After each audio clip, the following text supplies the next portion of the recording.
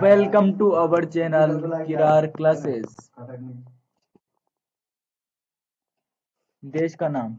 अपना देश के लिए हम प्रायः इंडिया तथा भारत जैसे नामों का प्रयोग करते हैं। इंडिया शब्द इंडस से निकला है, जिसे संस्कृत में सिंधु कहा जाता है। अपने एटलस में ईरान और यूनान का पता लगाओ।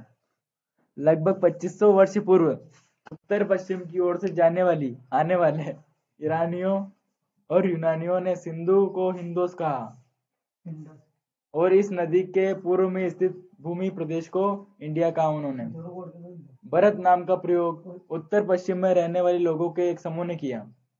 इस समूह का उल्लेख संस्कृत की आरंभिक वेद में ऋग्वेद में मिलता है। बाद में इसका प्रयोग भी होने लगा। अतीत के बारे में कैसे जानें? अतीत की जानकारी हम कई तरह से प्राप्त कर सकते हैं। इनमें से एक तरीका अतीत में लिखी गई पुस्तकों को ढूंढना और पढ़ना है। यह पुस्तकें हाथ से लिखी होने के कारण इन्हें पांडुलिपि कहा जाता है। हाथ से लिखने वाली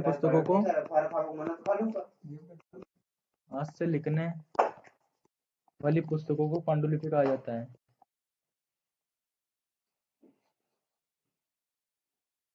अंग्रेजी में पांडुलिपि को मैन्युस्क्रिप्ट कहा जाता है, जिसे लैटिन में मेनू कहा जाता है, जिसका अर्थ होता है से निकला हुआ, से निकला। ये पांडुलिपियां प्रायः ताड़पत्रों तथा हिमालय क्षेत्र में उगने वाले बुर्ज नामक पेड़ की छाल से विशेष तरीके से तैयार भोजपत्र पर लिखी गई है। इतने वर्षों में इनमें से कई पांडुलिपियों को कीड़ों ने खा लिया तथा कुछ नष्ट कर दी गई। फिर भी ऐसी कई पांडुलिपियां हैं जो आज भी उपलब्ध हैं। इनको कीड़ों और नष्ट करने से बचा लिया गया। प्रायः ये पांडुलिपियां मंदिरों और विहारों में प्राप्त होती है। इन पुस्तकों में धार्मिक मान्यताओं व व्यवहारों, राजाओं के जीवन, औषधियों तथा विज्ञान आदि सभी के प्रकार के विचार विषयों की चर्चा मिलती है। इसके अतिरिक्त हमारे यहाँ महाकाव्य, कविताएं तथा नाटक भी हैं। इनमें से कई संस्कृत में लिखे मिलते हैं और कई तमिल में और कई प्राकृत भाषा में मिलते हैं। प्राकृत भाषा का प्रयोग आम लोग करते थे। इन अभिलेखों का भी अध्ययन कर सकते हैं। ऐसे लेख पत्थर अथवा धातु जैसी अपेक्षाकृत कठोर सतहों पर उत्कीर्ण किए जाते हैं। कभी कभी शासक तथा अन्य लोग अपने आदेशों को इस तरह उत्कीर्ण करवाते थे ताकि लोग उन्हें देख सके, पढ़ सके तथा उनका पालन कर सके। कुछ अन्य प्रकार के अभिलेख भी मिलते हैं, जिसमें राजाओं ने तथा रानियों सहित अन्य स्त्री पुरुषों ने भी अपने कार्यों का विवरण उत्कीर्ण करवाए हैं। उदाहरण के लिए प्रायः शासक लड़ाइयों में अर्जित विजयों का लेखा जोखा रखते हैं। इसके अतिरिक्त अन्य कई वस्तुएं अतीत में बनी हुई है और प्रयोग में लाई जाती हैं। ऐसी वस्तुओं का अध्ययन करने के लिए पुरातात्विक होता है। पुरातात्विक अतीत में इस्तेमाल की गई चीजों का अध्ययन करते हैं। अतीत में उपयोग की गई वस्तुओं का अध्ययन करते हैं। पुरातात्विक पत्थर और ईंट से बनी इमारतों के अवशेषों, चित्रों तथा मूर्तियों का अध्ययन करते हैं। पुरातात्विक पत्थर, ईंट से बनी इमारतों तथा चित्रों का विश्लेषण करते हैं। वे औजारों, हथियारों, बर्तनों, आभूषणों तथा सिक्कों की प्राप्ति के लिए छानबीन तथा खुदाई भी करते हैं। इनमें से कुछ वस्तुएं पत्थर, पकी मिट्टी तथा कुछ धातु से बनी हो सकती है। ऐसी धातु कठोर और जल्दी नष्ट हो जाते हैं। पुरातात्विक जानवरों, चिड़ियों तथा मछलियों की हड्डियां भी ढूंढते हैं। इसमें उन्हें यह जानने में भी मदद मिलती है कि अतीत में लोग क्या खाते थे। वनस्पतियों के अवशेष बहुत मुश्किल से बच पाते हैं। यदि अन्न के दाने अथवा लकड़ी के टुकड़े जल जाते तो वे जले हुए रूप में बचे रहते हैं। पहला क्वेश्चन आ गया, क्या पुरातात्विकों को बहुधा कपड़ों के अवशेष मिलते होंगे? पांडुलिपियों, अभिलेखों तथा पुरातत्व से ज्ञात जानकारियों के इतिहासकार प्रायः स्रोत शब्द का प्रयोग करते हैं। इतिहासकार उन्हें कहते हैं कि अतीत का अध्ययन करते हैं। स्रोत के प्राप्त होते ही अतीत के बारे में पढ़ना बहुत रोचक हो जाता है।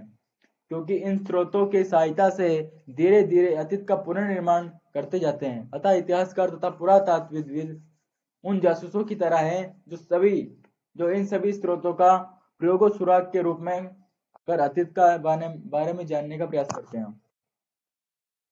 अतीत एक है या अनेक है?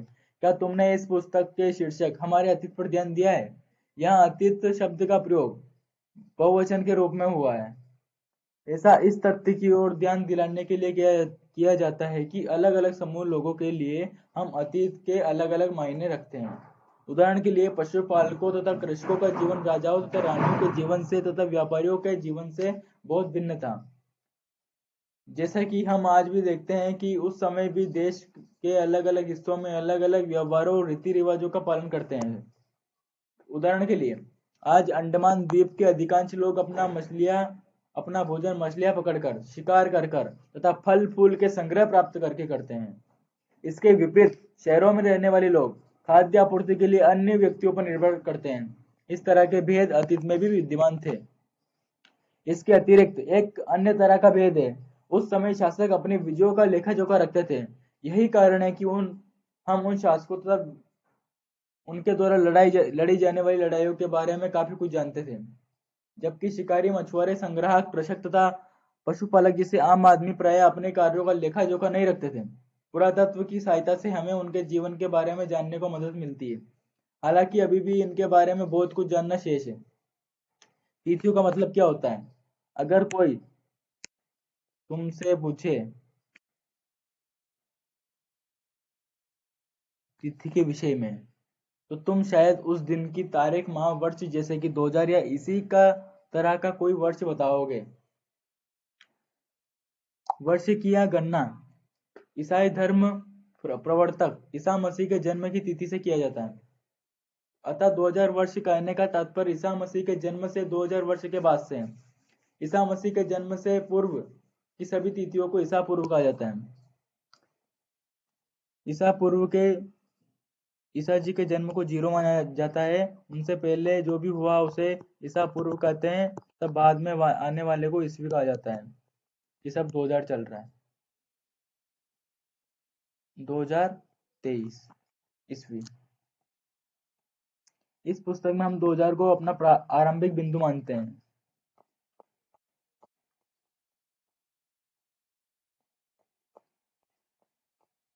इसी के साथ हमारा यहाँ चैप्टर खत्म हो चुका है।